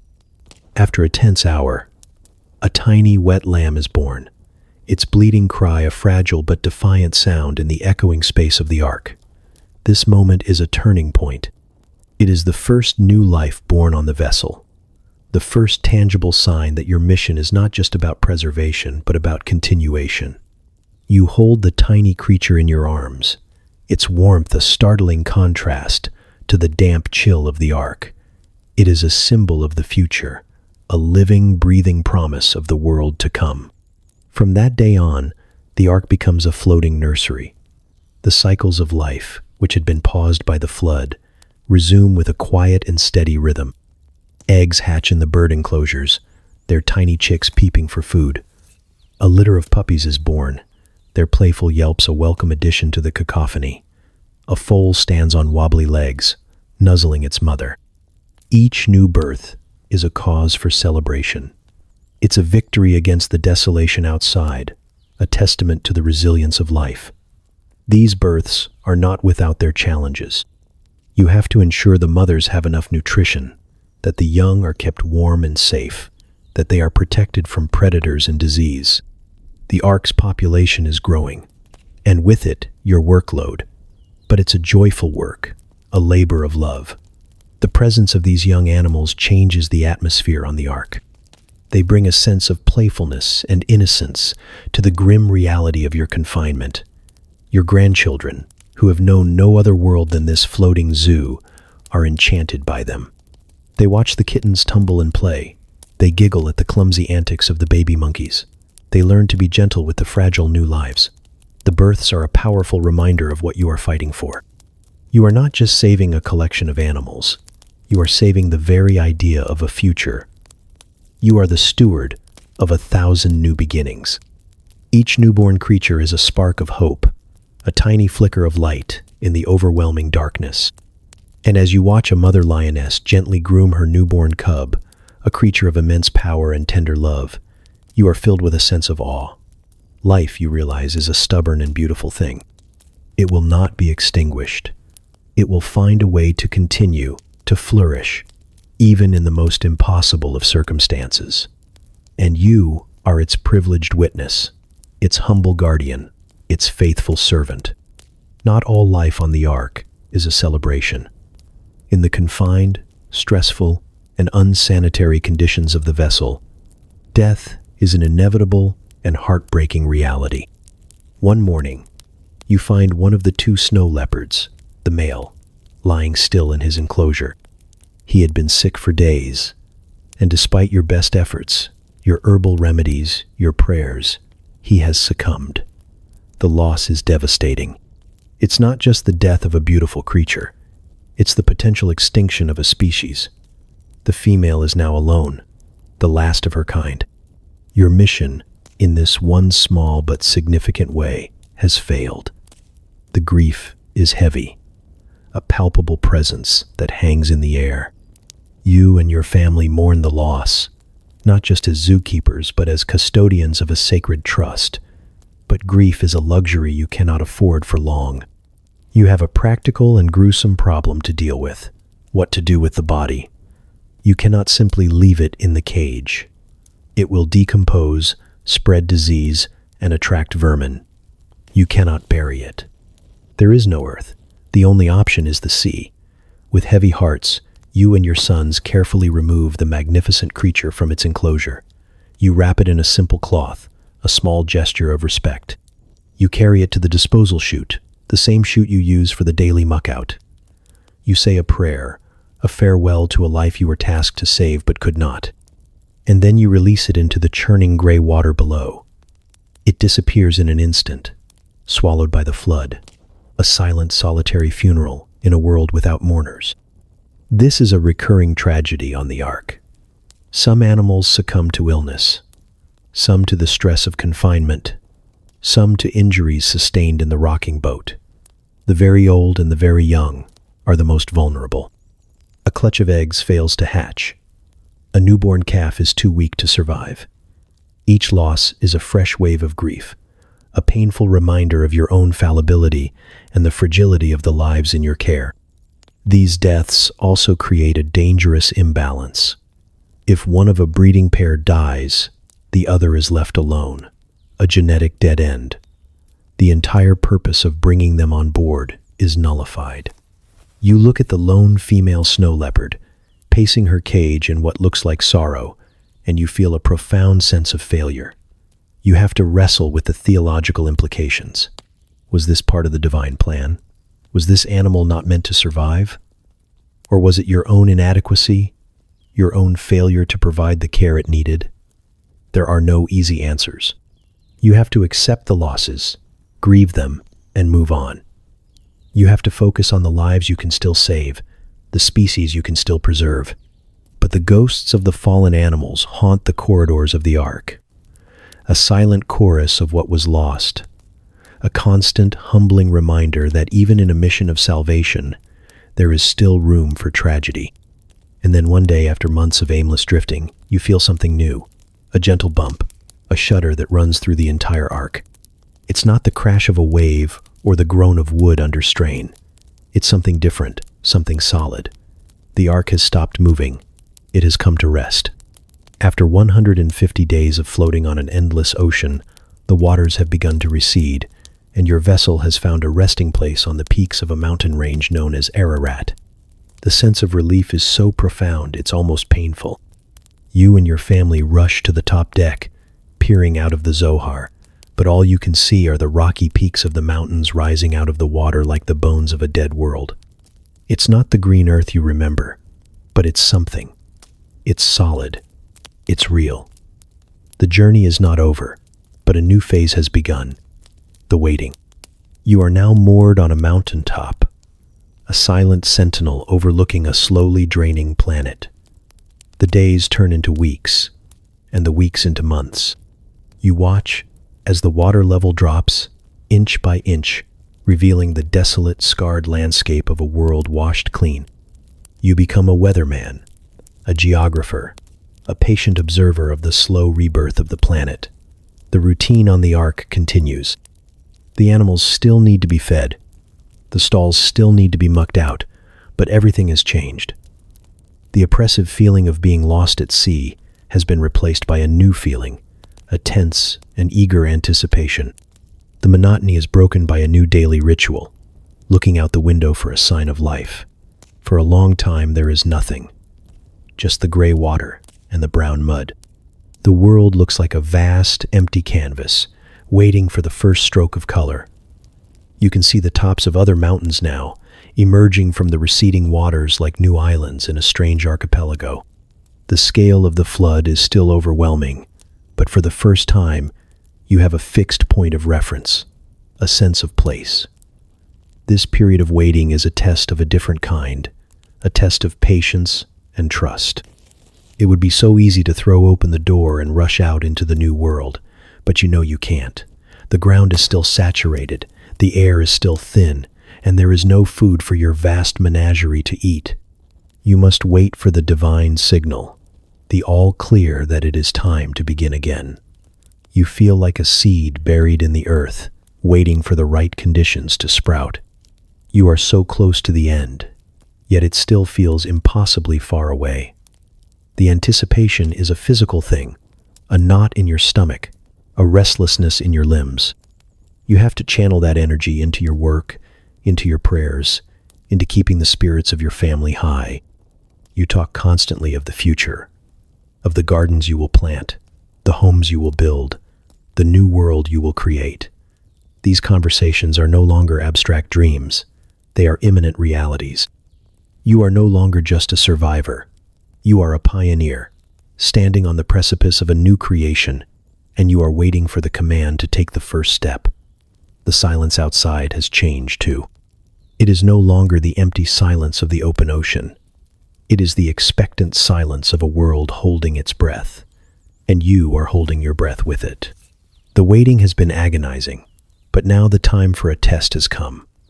The water has receded enough that the world outside is no longer just a liquid wasteland, but a vast, muddy plain.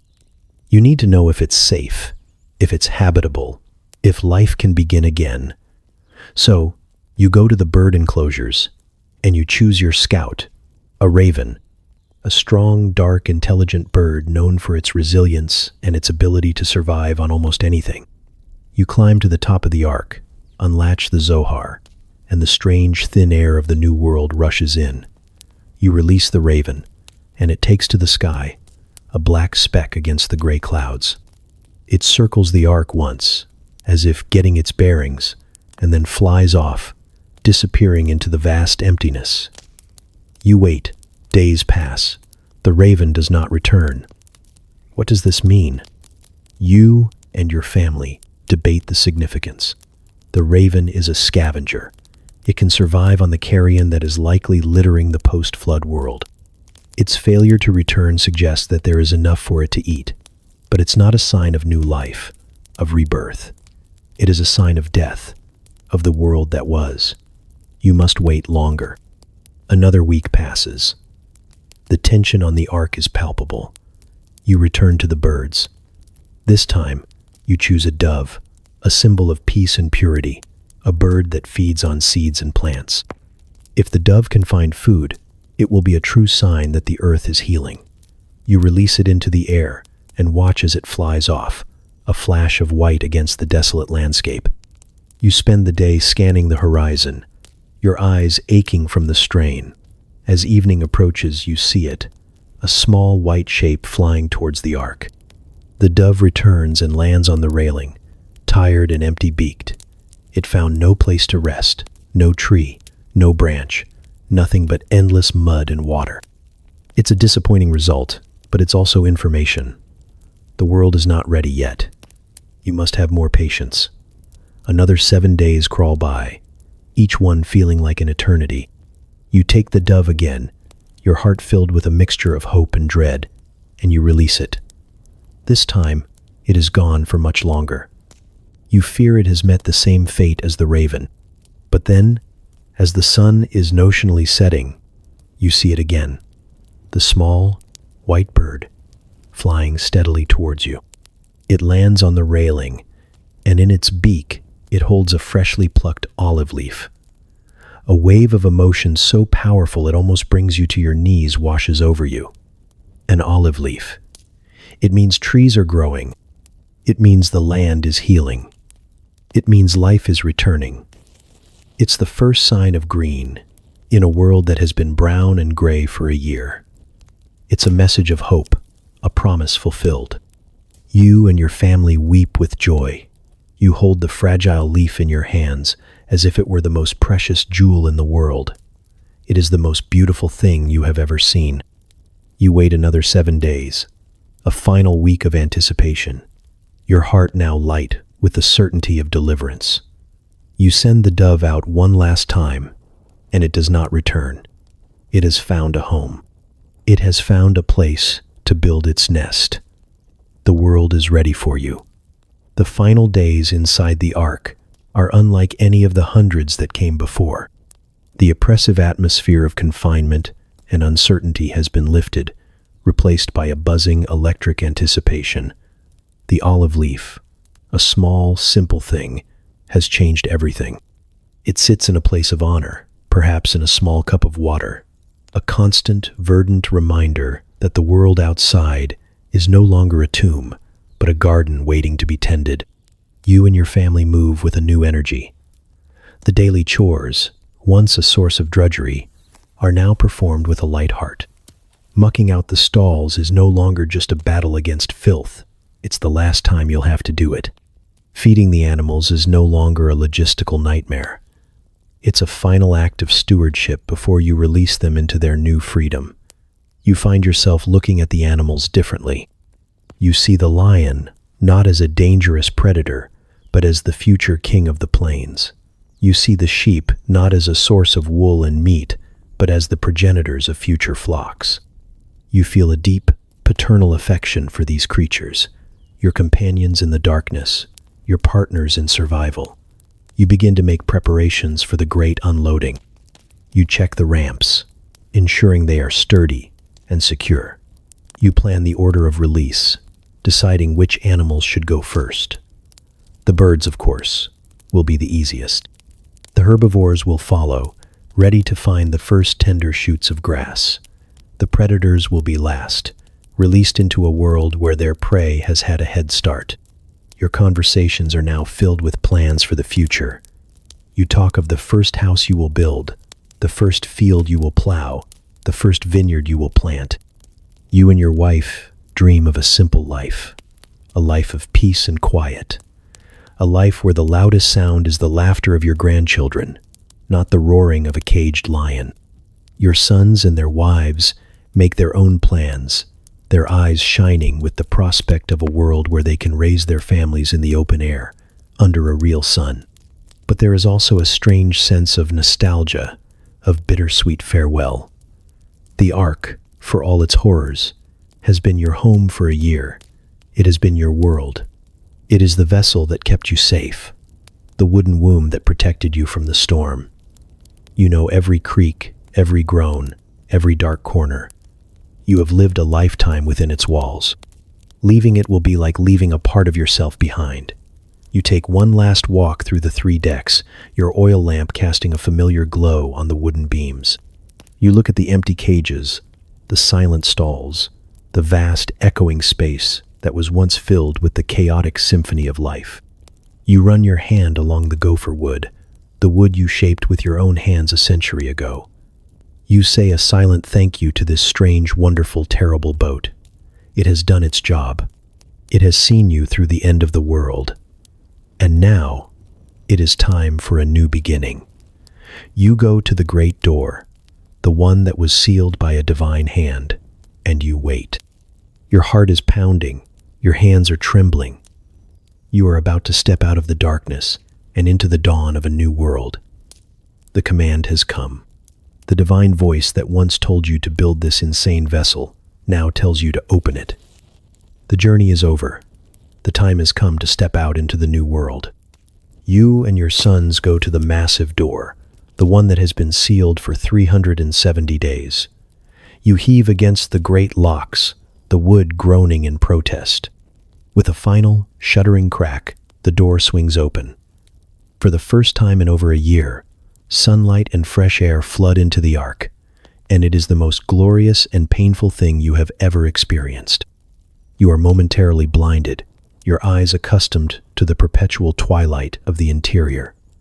You raise a hand to shield your face, and through your fingers, you see the brilliant, impossible blue of the sky. The air. It's so clean, so fresh, so devoid of the thick, animal funk you've been breathing for a year. It smells of wet earth, of clean stone, of rain-washed air. It's the smell of a world reborn, and it's intoxicating. You take your first tentative step onto the ramp, your feet unsteady on the solid ground, after a year of constant motion. You look out, and what you see is both beautiful and terrifying. The world is empty. A vast, silent expanse of mud and rock stretches to the horizon. There are no trees, no grass, no signs of the civilization you once knew. It is a blank slate, a canvas wiped clean by the flood. The silence is the most shocking thing of all. For a year, you have lived in a constant cacophony of animal noise. Now, there is nothing but the gentle whisper of the wind. It is a silence, so profound it feels sacred. You and your family stand on the mountainside in stunned awe, taking it all in. You are the only people on Earth, the sole survivors of a drowned planet. The weight of that reality is immense, but there is no time to dwell on it. You have one final task, the great unloading. You have to get every single animal off the ark safely and release them into this new world. It's a reverse of the chaos of the loading, but this time it's not driven by panic, it's driven by purpose. You open the cages, and the animals emerge, blinking in the sunlight. They are hesitant at first, their paws and hooves unsure on the strange new ground. The horses snort, their nostrils flaring as they take in the scent of the open world. The elephants trumpet, a sound that is not of fear, but of triumph. The monkeys chatter excitedly, leaping from the ramp and scrambling up the rocks. Then, as if hearing a call you cannot, they begin to move. The birds take to the sky, their wings beating against the clean air for the first time in a year. They circle the ark once, a spiraling vortex of color and sound, before dispersing in all directions. The herds of herbivores move down the mountainside in search of the first green shoots, their instincts guiding them to the valleys where life is beginning to stir. The predators, sleek and powerful, stalk off into the wilderness, their hunting instincts reawakened. It's a slow, majestic procession, a living river of fur, feathers, and scales flowing out of the ark and back into the world. You watch them go with a mixture of pride, sadness, and relief. Your mission is complete. You have been their keeper, their protector, their savior, and now you must let them go. As the last creature, a very confused-looking sloth, finally makes its way down the ramp, you turn and look back at the ark. It is empty now, a silent, wooden shell that was your whole world for a year. You have survived. You have endured. You have fulfilled your promise. And now, your own journey begins. The animals are gone.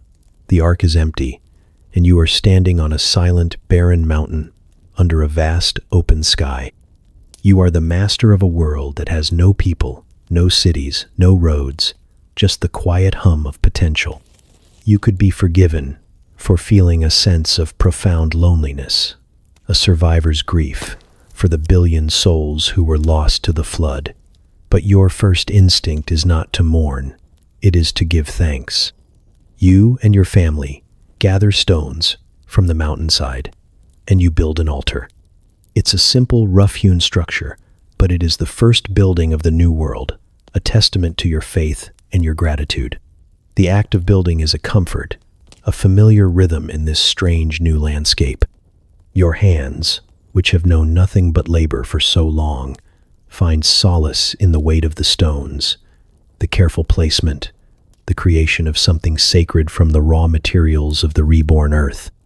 You perform a sacrifice, a ritual of thanksgiving to the God who has brought you through the darkness.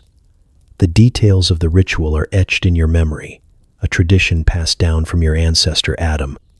It is a solemn and powerful moment, a formal end to the trial, and a new beginning for humanity. You are not just closing a chapter, you are consecrating the first page of a new one. Your family stands with you, their faces turned towards the sky, their hearts full of a mixture of awe, gratitude, and a lingering sadness for the world that was lost. And as the smoke from the altar rises into the clean air, you see something extraordinary, a phenomenon you have never witnessed before. A bow of brilliant colors, red, orange, yellow, green, blue, indigo, violet, arches across the sky, a vibrant bridge between the heavens and the earth, a rainbow.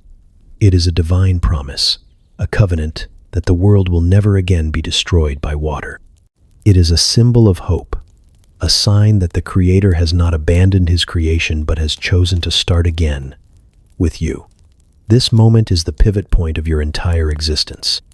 The fear, the suffering, the relentless labor of the past year. It all recedes in the face of this beautiful, silent promise. You are no longer just a survivor. You are the custodian of a new covenant, a partner in a divine plan for the future. The weight on your shoulders has not lessened, but it has changed. It is no longer the weight of survival, but the weight of responsibility. You are the patriarch of a new humanity, and it is your duty to ensure that this new world is one of peace, righteousness, and reverence. As you stand on that lonely mountain with your family beside you and a rainbow overhead, you are filled with a sense of purpose so profound it quiets all fear. The task ahead is daunting, but you are not afraid. You have faced the end of the world and survived. You have walked with God in the darkness, and now you are ready to walk with Him in the light. The animals are gone, the ark is empty, and your first act in the new world is complete. The altar stands as a silent witness, and the memory of the rainbow is seared into your soul. Now, the overwhelming, terrifying, and exhilarating reality of your situation sets in. You must rebuild civilization from scratch. Your first priority is shelter. The ark, while a magnificent vessel, is not a permanent home. It is a monument to the past, not a blueprint for the future. You and your sons, using the skills you have honed over a lifetime of building, begin to construct a simple dwelling on the mountainside. You use the timber you brought with you on the ark, and the stones that are plentiful in this new landscape. The work is hard, but it is a joyful labor. Every wall you raise, every beam you set in place, is an act of creation, a defiant statement against the destruction you have witnessed. Next, you must find food. The supplies on the ark are finite, and you must become self-sufficient as quickly as possible. You are a farmer at heart, and you brought with you the seeds of every useful plant from the old world. You scan the valleys below, looking for fertile soil, for a place where you can plant your first garden. You and your family descend from the mountain, exploring the strange new terrain. It is a world both familiar and alien. The shapes of the mountains are the same, but they are stripped bare, covered in a thick layer of silt. But in the lower valleys, you find what you are looking for: rich, dark earth, nourished by the flood. Here, you plant your first crops: wheat, barley, lentils, and, most importantly, grapes. The act of planting is a profound act of faith. You are entrusting these precious seeds, these genetic legacies of the old world, to the soil of the new, praying that they will take root and flourish. You become a pioneer, an explorer, a cartographer of your own empty planet. You chart the new rivers, you name the new landmarks, you learn the rhythms of this reborn world. But even as you build and plant, the psychological scars of your ordeal remain. You will likely never be comfortable in a crowd again. Not that there are any. You will have nightmares of the rocking boat, the darkness, the endless rain. You and your family are bound together by a shared trauma that no one else in history will ever understand. There will be moments of profound grief, of overwhelming loneliness, when the sheer scale of what was lost becomes too much to bear.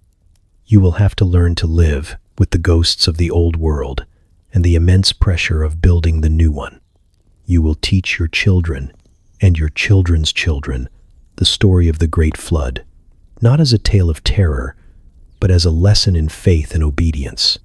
You will watch as the earth greens again, as the animals multiply, as your family grows to repopulate the planet. Your work is not over. It has just begun.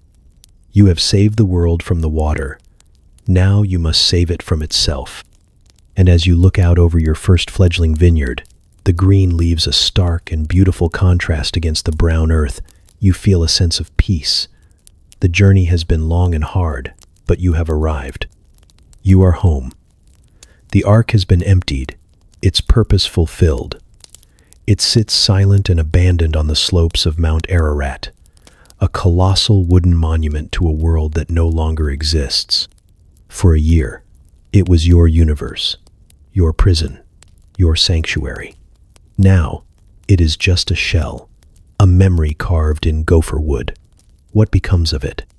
Does it slowly rot away, its timbers returning to the earth, or does it remain for centuries, a stark and lonely landmark on a forgotten peak? The story doesn't say, but its legacy is not in the wood. Its legacy is in you, and every living thing that walks the new earth. The story of your year on the Ark becomes the foundational myth for a new humanity. It's a tale of warning and hope, of destruction and rebirth, a story that will be told and retold for thousands of years, in countless languages and cultures. It will be inscribed on clay tablets, painted on temple walls, and whispered around campfires. It will become a symbol of faith's power to endure even the most impossible trials. But you didn't just save humanity, you saved the entire animal kingdom. Every creature that roams the earth owes its existence to your year of grueling labor. Your journey was not just a feat of faith, it was the single greatest act of conservation in history. You were the ultimate zookeeper, the guardian of the world's biodiversity, and you did it without a budget, a staff, or a single day off. Your story also leaves us with 1,000 lingering questions. What did it really feel like to be the last man standing? How did you cope with the psychological weight of knowing everyone you ever knew was gone? How did you find the strength to start over in a world that was both empty and full of promise? These are questions that transcend theology and touch on the very core of the human experience. What it means to survive, to have faith, and to rebuild in the face of unimaginable loss. And so, the image of the Ark endures, not just as a children's story with smiling giraffes, but as a powerful and terrifying allegory. It's a reminder that the world is fragile, that our existence is not guaranteed, and that sometimes survival requires us to retreat into a confined space and ride out the storm both literally and metaphorically. You were a simple man, a righteous man in a wicked world, and you were given an impossible task. You didn't just build a boat, you carried the future on your shoulders through a year of darkness and deluge. You endured the stench, the noise, the fear, and the loneliness. And you emerged on the other side, not as a king or a conqueror, but as a farmer, a father, a survivor. You were the bridge between two worlds, the old and the new. And your legacy is not written in stone or gold. It is written in every living thing that breathes on this planet. You are Noah, and your story is a testament to the enduring power of a single individual to save the world, not with a sword, but with a hammer, a prayer, and the stubborn refusal to let go of hope.